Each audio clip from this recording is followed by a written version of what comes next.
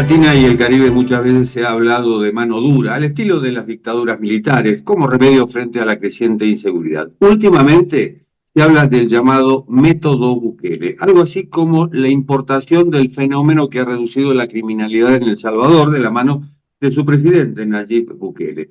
Hay un ensayo me pregunta, ¿un modelo Bukele para América Latina? Ha sido publicado por la Fundación Fernando Enrique Cardoso de Brasil con el apoyo de Cadal.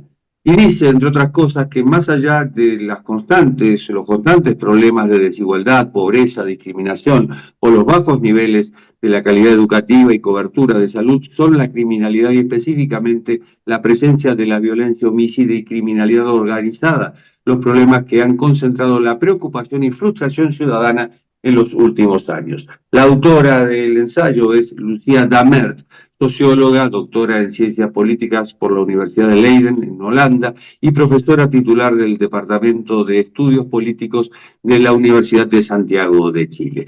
Lucía, bienvenida. Hola, muchas gracias Jorge por la invitación. Es preocupante, más allá de la calidad del ensayo que has escrito, es preocupante la baja calidad democrática y sobre todo esto que se expresa en el Latinobarómetro, que ya no es la democracia preferible a cualquier otro sistema. Sí, efectivamente, mira, una de las cosas que a nosotros nos ha parecido muy interesante mirar es qué es lo que pasa con los latinoamericanos, ¿cierto? Que justamente entre la pregunta ¿qué prefiere, seguridad o libertad? Obviamente dicen seguridad. Y también dicen, bueno, podemos cambiar incluso el sistema. Creo que el esfuerzo del ensayo es mostrar que el cambio de sistema trae otras componentes, ¿no? Que no es solamente vamos a tener policía más fuerte y vamos a tener militares más fuertes y vamos a tener cárceles más fuertes, sino también vamos a tener una justicia que sea para algunos, también vamos a tener poca transparencia de los datos, también vamos a tener gobiernos, digamos, autocráticos. Entonces, en esa conversación, la idea del ensayo y la invitación que me hizo la Fundación es tratar de ampliar un poco la discusión y salir de esta dicotomía que es falsa, libertad, seguridad, y empezar a ponerle, digamos, unos componentes mayores, tanto al componente seguridad como al de libertad. ¿Será que para ejercer el gobierno en América Latina, en los países de América Latina, es necesario tener el poder en un puño, los tres poderes en un puño? Mira, algunos siempre sueñan con eso, ¿no? Desde épocas inmemorables y lamentablemente en América Latina y en el sur de América tenemos experiencias dictatoriales que fueron muy cruentas y en Centroamérica guerras civiles inclusive, que ahora parecen muy alejadas, ¿no?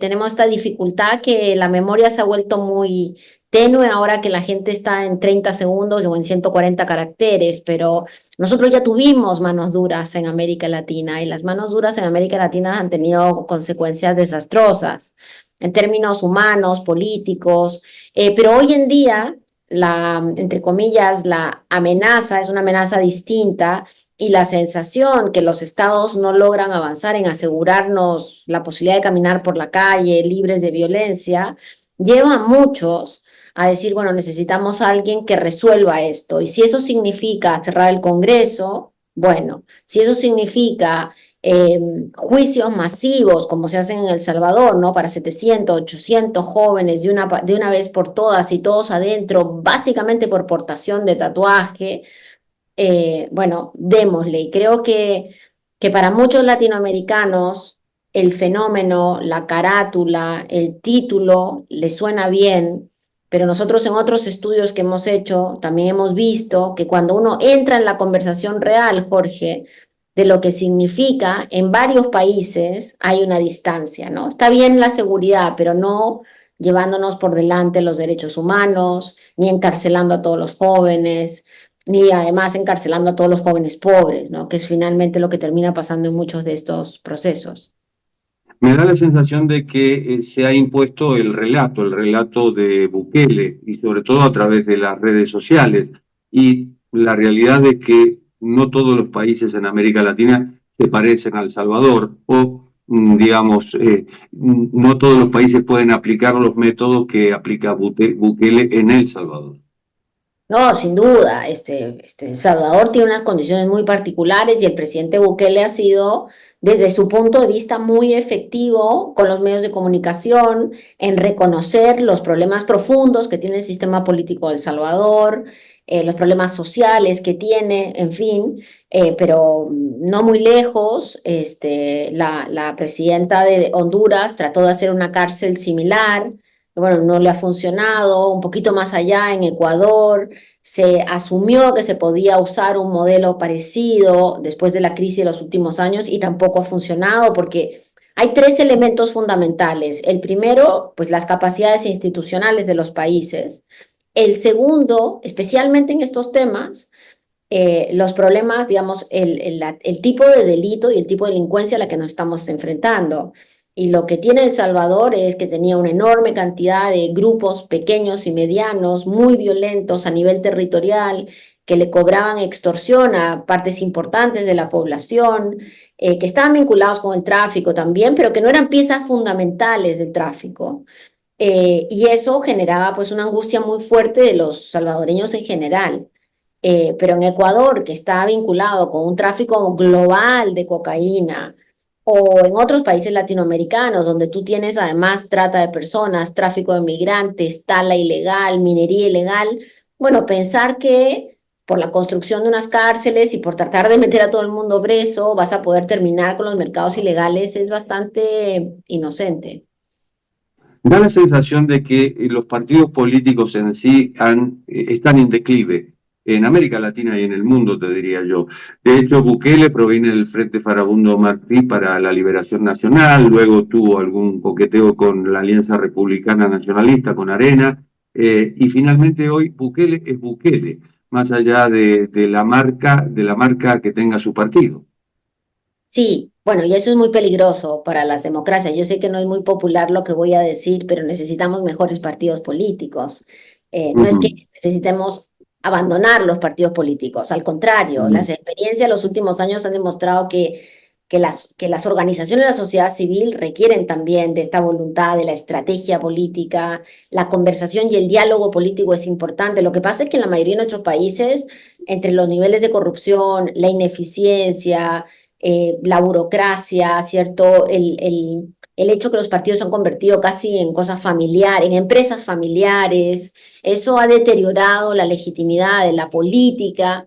Y por supuesto que frente a eso aparecen estos grandes líderes, grandes en el sentido de muy conocidos, ¿no? Líderes que tratan de saltarse a los partidos y hablar directamente con la ciudadanía. Pues hay muchos, yo creo que el presidente Bukele es uno de ellos, lo cual reconoce la necesidad de una ciudadanía que quiere hablar con un líder, ¿no? Que quiere tener una relación que no es una relación mediada o una sensación de abandono.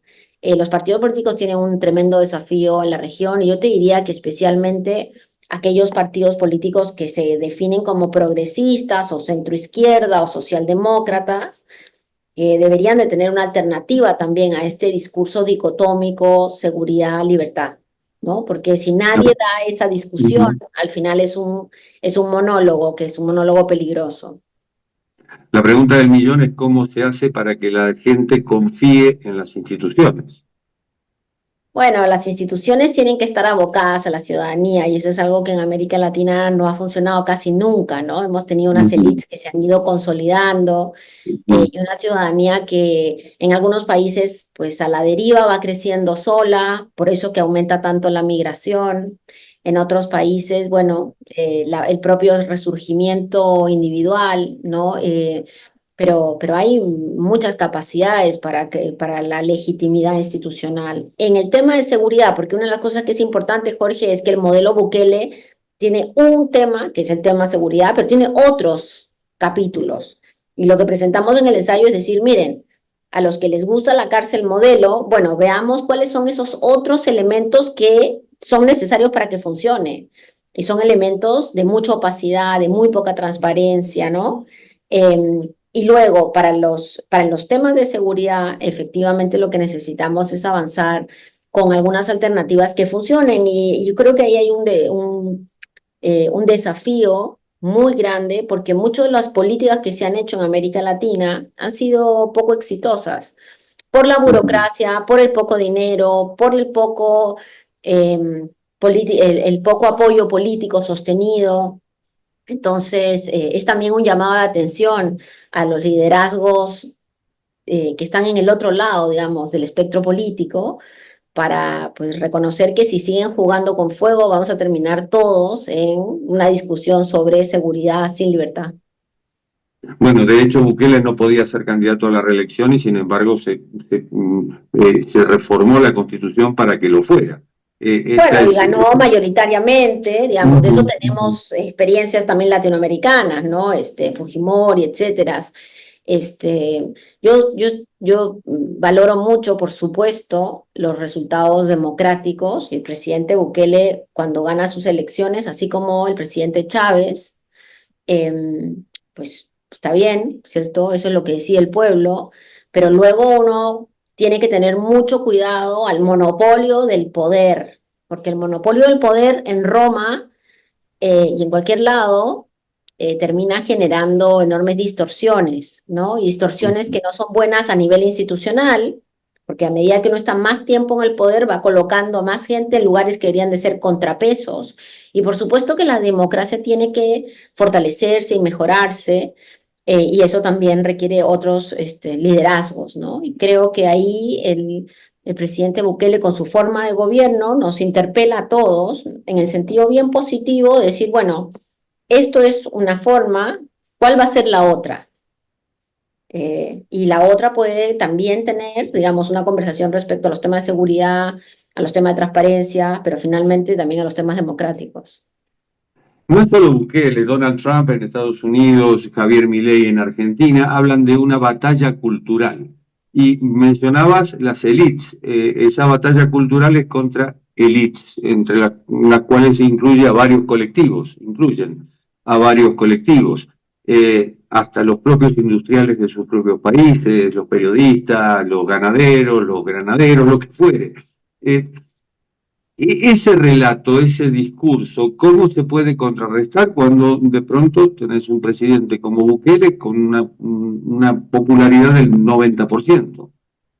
Sí, Bukele es un poquito distinto porque en el fondo, de hecho, por ejemplo, él renunció a su salario porque, bueno, como tiene capacidades de vivir sin salario, ¿cuánta gente puede vivir sin salario? Poca. Mm, Se ubica ya en un espacio, ¿no?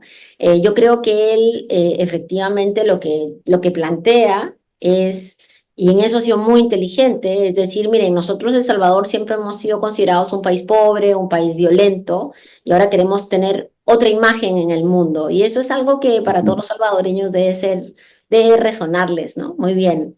Creo que en el caso de Trump y de Milley y de varios otros, hay esta sensación de que es uno el que llega a salvar al país, ¿no? Y a luchar contra la casta y aprovecharse de estos espacios oscuros o espacios grises que está dejando la desinformación, que está dejando la crisis de los partidos, lo que hemos hablado ya, Jorge, que lo que hace es que estas personas se vinculen directamente en una vinculación además más simple, ¿no? Porque efectivamente cuando tú agarras y dices, mira, el problema es que no podemos perder la democracia, para una enorme cantidad de norteamericanos y latinoamericanos, no hay una profundidad en ese dicho.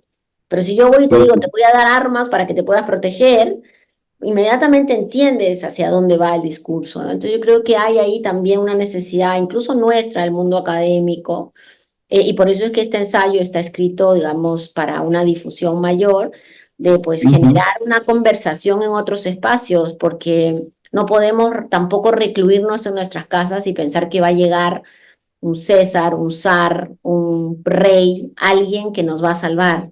Esos en general han sido ejemplos difíciles en el mundo. Pero sin embargo, me parece que la expectativa es esa, que venga un zar y nos salve.